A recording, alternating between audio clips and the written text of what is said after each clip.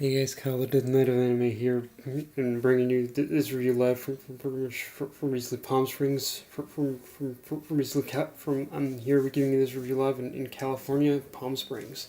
Yeah, sorry, a bit of a correction on the video notifying you guys I was taking vacation. It was actually in Palm Springs, California. I was going to, not Florida, but yeah. Um, but yeah, I'm here bringing you guys the review for My Hero Academia chapter 202. So the chapter starts off strong, I'd say really strong, by All Might saying that he plans to talk to Gran Torino buddies his recent experiences with his quirk of one for all, with the one for all quirk, and yeah, I'm kind of curious as to what his take on all this will be and exactly how he and exactly what it is that Gran Torino has to, and exactly how what Gran Torino has to say will match up to what a lot of what I and many others have basically theorized and talked about, and what's going to match up and what's going to be just us kind of just throwing shit out there. But yeah, I'm curious as to what we've theorized has been truth and what's just been fiction at this point. So yeah, I'm really interested to see as to what Gran Torino actually has to add to this whole thing. I mean, it would make sense in order to. I mean, just asking Gran Torino in general would make sense because he's the one who pretty much who's an old friend of basically Nana Shimura. So yeah, it makes sense in that sense as well. Um, but I'm really, like I said, yeah, I'm really interested to see what it is that Gran Torino has to say and what he's going to add to what we've kind of already known and what we've kind of already theorized about, and especially honestly, if it's going to go into more detail on who those two shadowed figures are, which having if anything, I'm really interested in seeing as to what Gran Torino has to say about those two one for all holders who were just shadowed out, like the ones who I guess Izuku can't see only because he hasn't mastered hasn't mastered the quirk of one for all enough. Like that's what I'm assuming it means. But yeah, I'm curious what if my little theory about Izuku's father is going to be right or not. Which, having said that, I did kind of realize a very minor plot hole in my theory about one of them being Izuku's father, which is that in the first episode chapter, pretty much Inko, when we see Inko at the doctor's office, she pretty much describes Izuku's father in a way that indicates he's still alive, but I'm not gonna rule out the possibility of him being a previous one for all holder either, because I think there is something to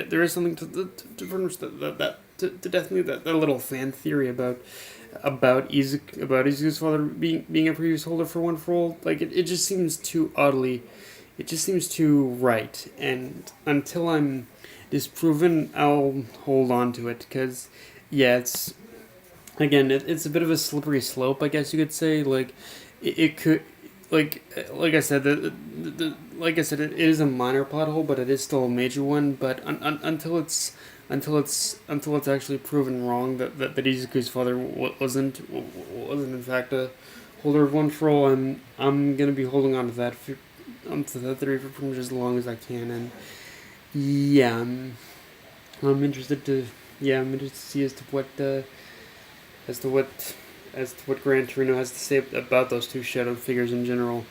Um, Also, even though it was played up for slightly comedic purposes, I am totally on board and okay with Bakugo being involved in these like private conversations that have to do with Izuku and All Might and One for All now, because I'm actually genuinely curious of what sort of insight in the future he might end up providing. Like I don't know. I mean, granted, he still knows very little about One for All, but we have to also remember that Bakugo as a character has proven time and time again of how genuinely smart and insightful he actually is, even despite how much of a brash, how much of a brash and and even despite how brash and impulsive he actually is. So yeah, I'm curious as to where, as if nothing else, I guess I can say that I'm really curious as to where Horikoshi really plans to take Bakugo's character, with the fact that he's now been like incorporated in the inner circle of people who know of the One for All quirk, and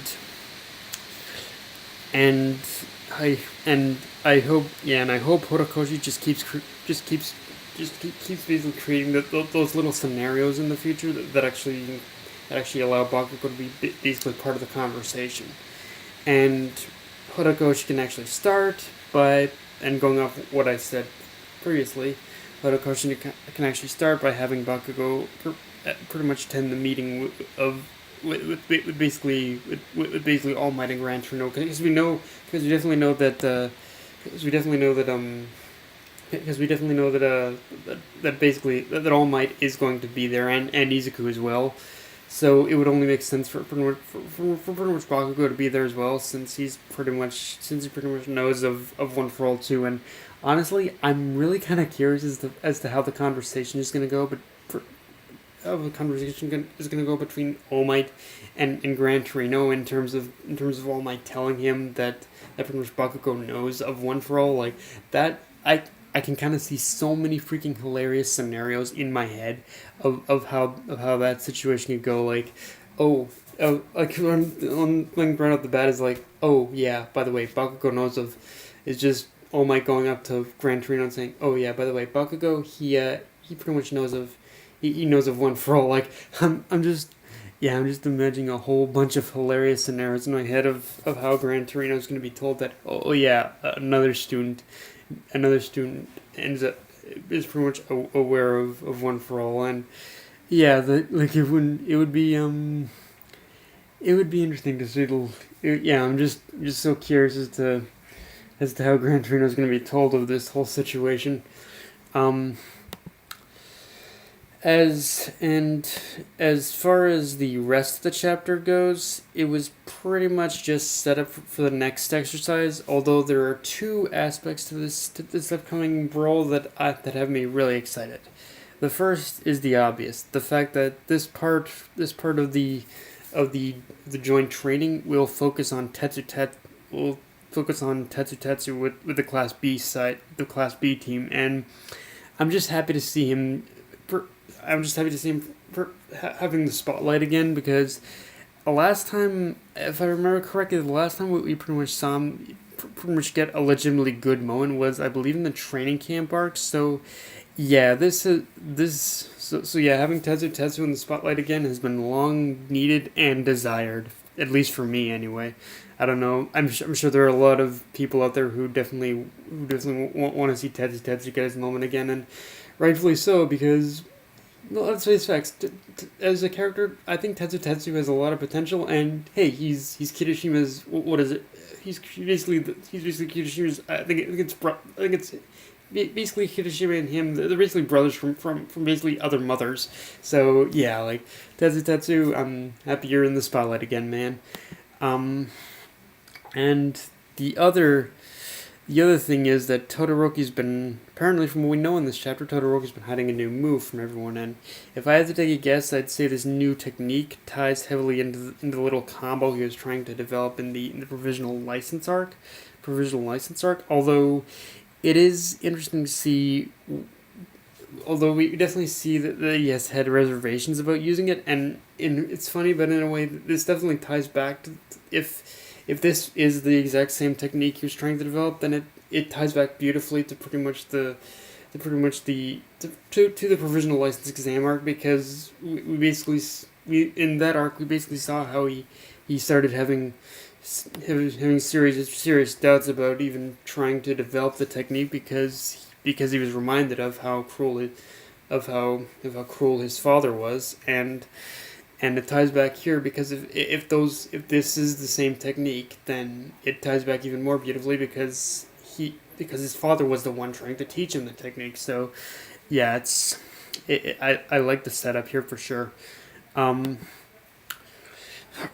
and I can honestly, like, in terms of bringing a conclusion to basically all the issues that that Todoroki has had with his father. I can see that Todoroki's character development pretty much coming complete and full circle with this setup for this fight, and yeah, I can't wait to see what comes of this. And Tokoyami, I still like you, but that was a bit of a dick move.